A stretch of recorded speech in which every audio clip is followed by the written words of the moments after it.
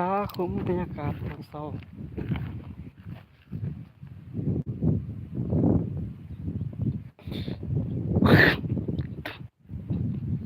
สิพาไปเลาะก่อน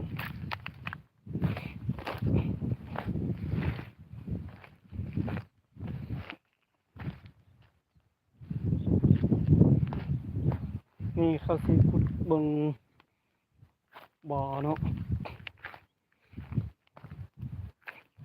เสาตู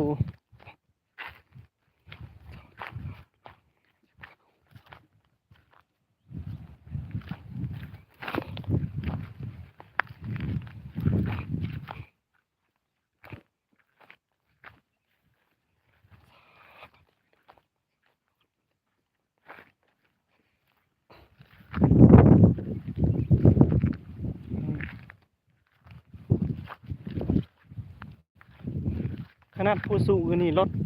แมคโครยังขึ้นได้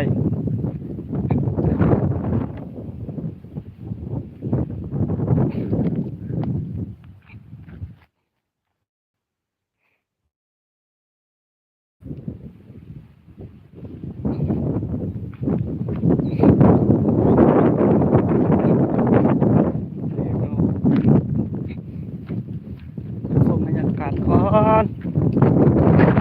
สาวๆลมแห้งแห้ง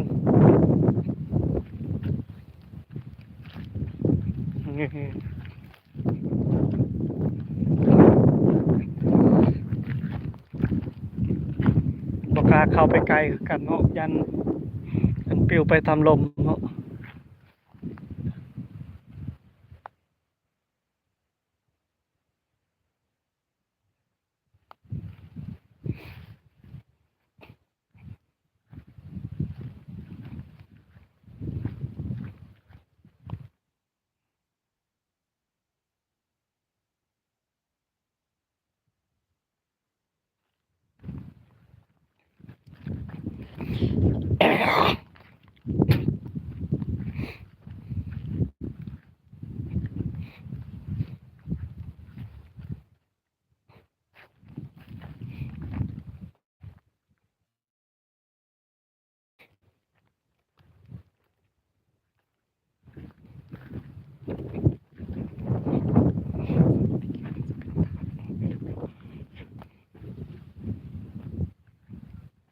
นี่เขาก็ลงใส่ไปเข็มแล้วอย่างคนเอาเครื่องเอา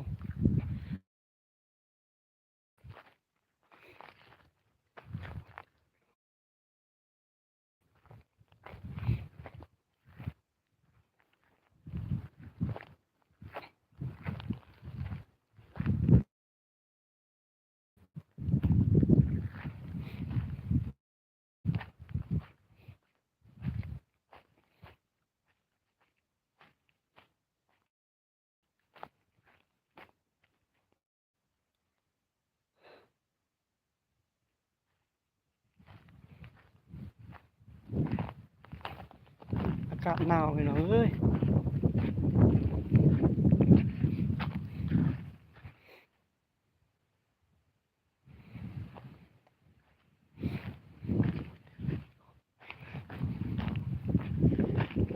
หลายปีผ่านมา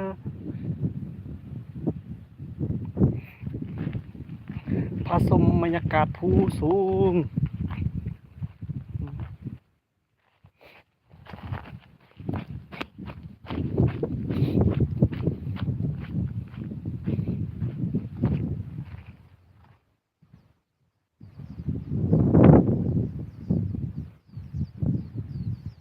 นกอีหยังนี่ปดแป๊ดปดแป๊ดปดแป๊ดเนาะ